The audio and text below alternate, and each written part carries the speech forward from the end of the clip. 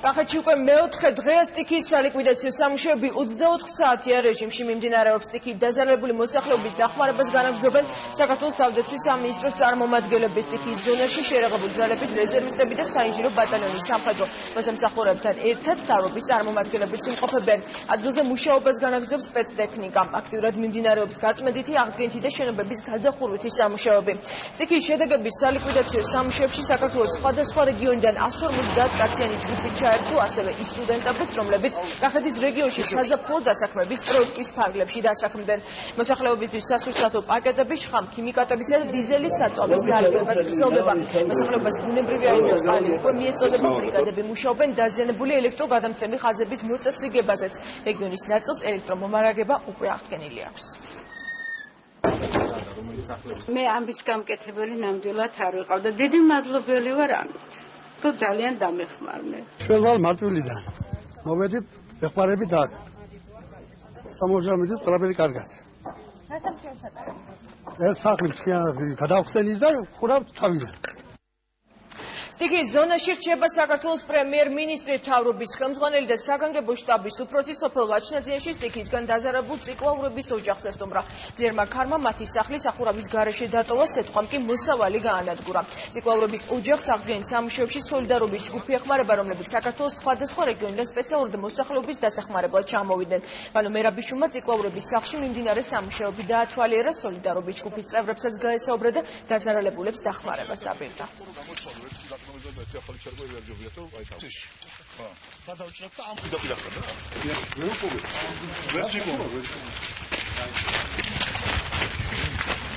ორივე სახად რა?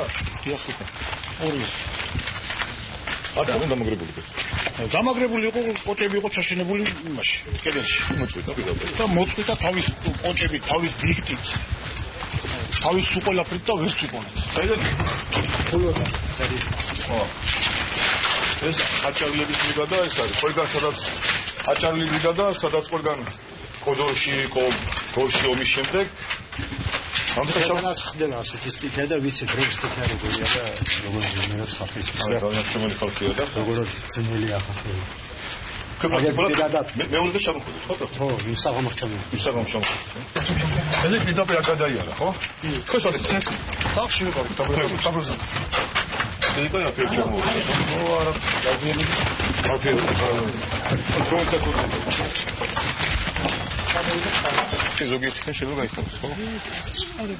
ზოგიერთმა კი არა შეიძლება მასიურად, აი ძირების საღი აქვს თითქმის. თუ გაიხარა, ამით გაიხარეთ. ისე 860 ძირი მაქვს მე. აქ ხო? არა, ეს 70 ძირია, მაგრამ სხვაგან ამაქვს მაგეთი. ასი აი ნაყოფი გააფუჭა, მაგრამ გადარჩა. სამომავლოდ ხი გადარჩა. და ამოიყავს. რამდენ წელში მოგცემთ ნაყოფს? ნუ პირველ წელს არა, მაგრამ მეორე წელს უკვე მოგცემს მოსავალს. ანუ მომავალს კი არა, იმის ნება მოგცემს. ალბათ ვენახის გაგიფუჭდათ, ხო? ვენახი 2 ჰექტარი. ისიც არ წარაგებთ კაცებს. არაფერი, ფოთოლი აღარ აქვს. აი მდგომარეობაში. ეხლა ჩვენ ვფიქრობთ, რომ ეხლა ტრადიციულად კახურ ოჯახში ყოველთვის ღვინო იყო და ჩვენ იქნებ ვიცით თუ სახელმწიფო კომპანია რომელიც იღარებდა ყოველთვის ვფიქრობთ რომ გამონახოთ საშუალება და ხალხს მინიმალური რაოდენობის ღვინო მაინც ახალწელს უთავლებს სამხარებლად გაწიონ ახლა ალბათ პირველი წელიწადია რომ არ არის პრობლემა ხო? კი, რა თქმა უნდა, ესეთი რამე ჩვენ არ გვახსოვს. დავსეთქვით კი დავსეთქვილოს, და აი ესეთი პროცენტით არასდროს დავსეთქვით. ეხლა ჩვენ ვაპირებთ რომ იქნებ ქალაქებს დაურიგოთ. ყველა დაზარალებულს ვისაც საერთოდ გაუნადგურდა და არც ერთი არ დარჩა არავით არის, ასე ვთქვათ, გარკვეულ რაოდენობას ღვინოს სახელმწიფო საკუთრებაში, სახელმწიფო კომპანიიდან ჩამოყალიბდებით და ალბათ სექტემბრისთვის დავიწყებთ არიგებას. ეს იმდენი ვერ იქნება, რამდენსაც თქვენ სწორად ხოლმე. რამდენ სწორად ხოლმე? სწორად ხოლმე, მე ვიღებდი ყურძენს დაახლოებით 15-20 ტონას, 25 ტონა ყურძენს. და ეს არაფერი არ იქნება. ეს ყველაფერი გაგრძელდა დაახლოებით 5-7 წუთი. და ამ დროში დათო დაახლოებით 20 სანტიმეტრი სეტყვა. აი ესე ეპიცენტრი აქ იყო რა ესე. ძირითადად ესე იგი აქედან აი ეს ნაკვეთებია დღეს ვიყავით ნაკვეთებში. დიშურს აქ ნაკვეთები ისიც ამ მდგომარეობაში. იქიდან დაიწყო და კახიფრის თავი იმდენად არ არის გაფუჭებული, დაზიანებული. აი მეორე სოფელი კახიფარია, ჩვენ რომელიც ესაზღვრება ჩვენი რაიონის. იქ იმდენად არ არის დაზიანებული, რაც და წამოვიდა და აქ პირდაპირ დაარტყა ჩემს სახლს. ასე ჩაიტანა. ჩაიტანა ესე ყველა. უნდა აღვადგინოთ, იმიტომ რომ ის რა უმუშავეთ ჩვენ უკრაინაში გადანის სქემა, მაგ უნდა იმუშაოთ, თუ არ მოვიდა მოსავალი, მე აქ საქართველოს არ გყოფოდა. აქ ვაშლეტამაა, ხო? დიახ, ვაშლეტამაა ეს. მე რა არის რომ უკვე ხალხმა რომ დაიწყო ეს შარშან უკვე რო ნახავ რომ აზრი აქვს რა ვენახის მოვლასაც ატმისოთ წელს ხალხი რომ ადრე 4 ჯერ წამლიდა ხო დღეს წელს 6 ჯერ 7 ჯერ შეწამლა ეგრე არის ყველა სასწაული მაგარი ესეთი მოსავალი არ აქვს ახეთ ესეთი მოსავალი ყველანაირი ხილი მოვიდა ყველანაირი ხილი მარცხი გაქვს თქვენ არა მარცხი ისა საჭმელად აქვს უნდა მაგრამ ის ისგან არ მოვიდა სახლის ასაკიდი არის წელს ძალიან განსაკუთრებულად მოუარა რა ყველამ და ხო სრულად კომპენსაციას ვერ მოვახდეთ მოგეხსენებათ რომ რა თქმა უნდა კაცო ამაზე დიდი მადლობლები ვარ ჩვენ რა მე მაგალითად ისეთ მდგომარეობაში ვიყავი რომ აი შვილების გულიზე თორე თავს მოიკლავდი რა უკვე რომ დავინახე ეს ყველაფერი გიждდებოდი რა წლების განმავლობაში დაგროვდა ჩემი მე არანაირი შემოსავალი სხვა არ მაქვს მე სოფლის მეურნეობიდან მიღებ შემოსავალს ჩემი ოჯახი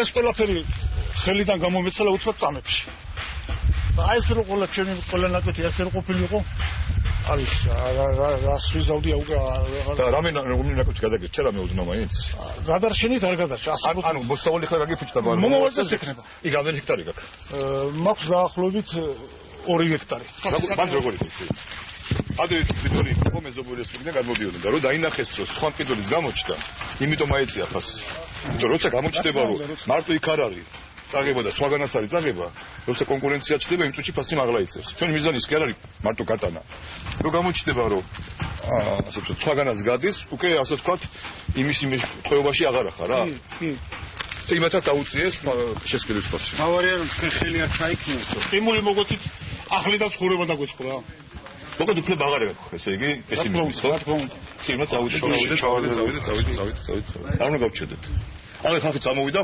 მიატოვეს სახლები ხულოდან წამოვიდნენ აკეთებდნენ უნდა მე თუ არ დააჭიროს და მე რაღაც ვიქებენ ჩვენც წავიდა სულ დავეხმარა თავი არის ჯამრთელება მოდი თქვათ რა თავი ის არის რომ თქვენ დაგვიდეკით გვერდით არა თავი ის არის თქვენ ყველა ცოცხლები ხართ ჯამრთელები ხართ ჯამრთელობას და სიცოცხლეს ვერ გამოასწორებს კაცი და ანაჩენი ყველაფერი შრომით და იქ გამოვარა რაღაცა ხო გადარჩა მომავალს რაღაცა შეგროვდა და მე 13 წელს აღარ გვეცნობება ეს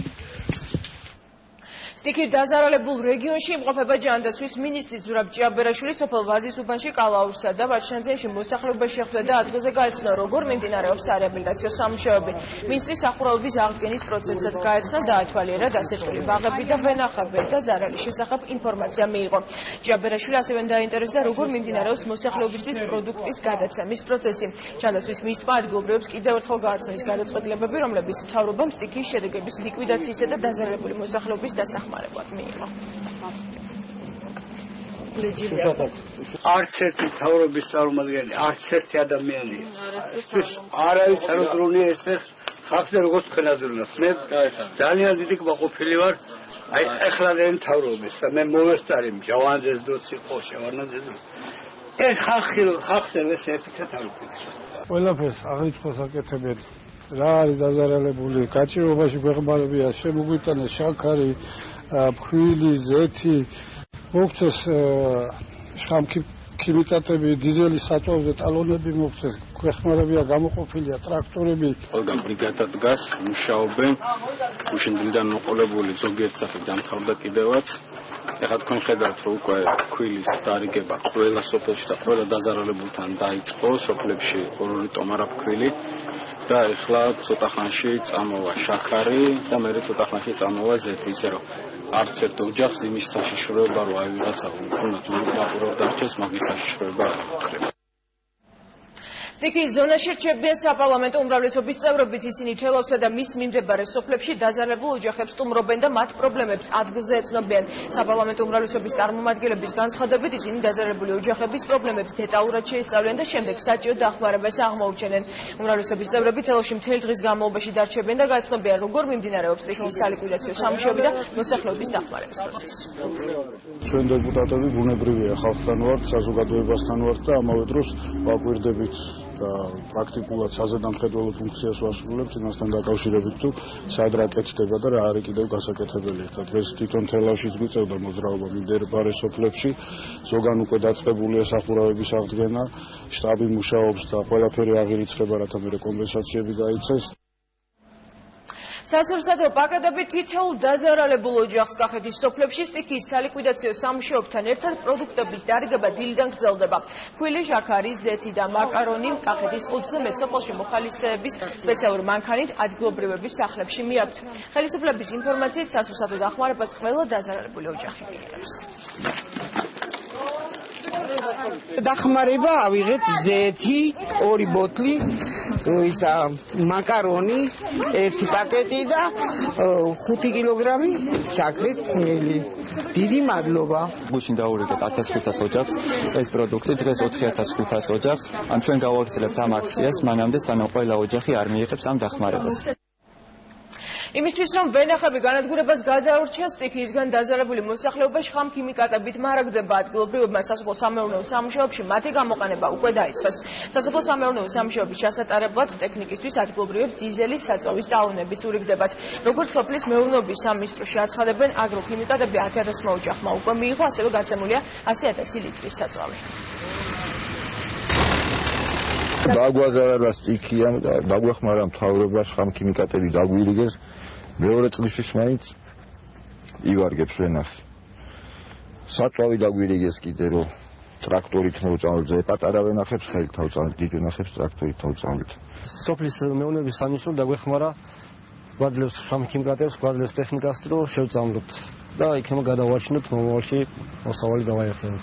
მოსახლეობა მოდის უცხოთ ნაკადად, რა თქმა უნდა, ვენახს ახლა უნდა მიხმარება, რომ რაღაც პატარა შეღავათი გაუწიოთ ვენახს. წელს თუ არა სამიმავლოდ მაინც. დაახლოებით პირველ დღეს ალბათ 150 წინანდლელი მობძანდა, გუშინ ალბათ 200-ზე მეტი და აი დღესაც რაც გაცემდა, დავიწყეთ უკვე რვის ნახევრიდან მუშაობა და მუშაობთ დღის ბოლომდე. სტიქიისგან დაზიანებულ ელექტროგადამცემ ხაზებისა და სისტემის აღსადგენად ენერგეტიკოსები 24 საათიან რეჟიმში მუშაობენ. სისტემა, რომელიც თითქმის განადგურებული იყო, ბოლო დღების განმავლობაში ინტენსიურად აღხდება. როგორც ენერგეტიკის სამინისტროში აცხადებენ, თელავისა და გურჯაანის რაიონის სოფლების უმეტესობაში აბონენტებს დენის მიწოდება აღუდგათ. ახალგაზრდა სამუშაოები რთული რელიეფის მქონე სოფლებში მიმდინარეობს და დენის მიწოდება დღის ბოლომდე ყველა აბონენტს უნდა აღუდგეს.